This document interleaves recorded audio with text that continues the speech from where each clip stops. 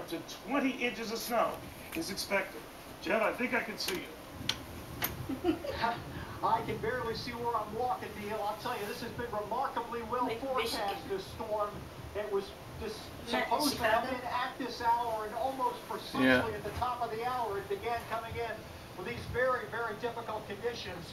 We are clearly in blizzard-like conditions right now. You have to have less than a quarter mile of visibility. That's just where we are right now, probably an eighth of a mile of visibility.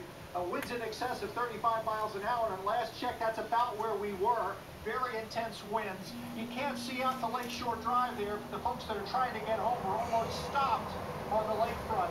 And this, I'll tell you, I've been in, as you might guess, a number of Chicago snowstorms. A couple of the worst that the city has seen. But I'll tell you, early on in this, and this is just the leading edge of it, this is some of the most difficult conditions I've seen, I think, ever in Chicago. So we may indeed have an extraordinary storm here, Neil. All right, Jeff, please be safe. Jeff Locke. Well, 6,000 in the county, that's how many flights were already canceled by this storm. Airports in Chicago, New Jersey, Texas, bearing the brunt of it. St. Louis also hit very hard. We got Randa and Ricky, who is the director of the Everett St. Louis Airport. She joins us on the phone. What's the latest there? Well, we've seen pretty ugly conditions here today, too. For the most part, what we've had up until this point has been sleet. So we had about 2.5 inches of sleet on the ground. It's still continuing to fall. There's been a few flurries of that, but we're expecting around 5 to start seeing the snow flurries come in.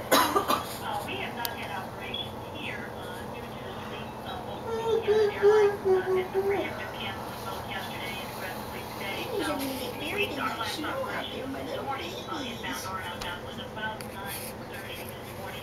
There are a few arrivals on the book yet tonight. We'll wait to see if those actually cleared up once the airlines make their call around 6 o'clock. The snow's gonna bury my babies, Daddy. My babies won't be able to find them because they'll be so covered in snow.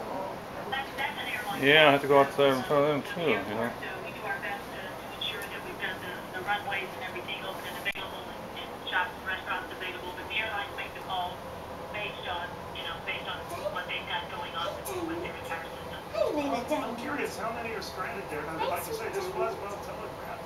What the forecasters there do, by and large, they've been pretty active this year with some of the storms. They might understate a couple, but they've been pretty active. So this was well telegraphed. How many are there stuck regardless? Actually, because we're an airport that has a very small percentage of connecting traffic, it's only about 10 or 11% connecting traffic. So for us, we have a handful here that came in on the line that were stranded. The majority of our customers were local customers. We run about 90% local market, so they just go back to their homes. All right, we wish you well. Well, thank you. Appreciate I got a lot of work. Yes, there's a lot of piles of sleet and snow starting to mount up. Anyway, here's winter weather already. Plus the airlines are on the line. We have to cancel all your planned flights. I want to ask you, today's storm cost the airlines $60 to $90 million. It's not just the airlines, but Matt McCall says it's impacting everything from the food you put in your mouth to the clothes, buying them all. You got a static electricity. Explain, sir. Well, the thing about this, Neil, when the winter storm comes, everything's really immobilized. People are not going out right now. Think about shopping, for example. Look at retail sales that came out this morning for the week ended January 29th. Actually down 1%. That's the 4th consecutive month that we've seen retailers come in with negative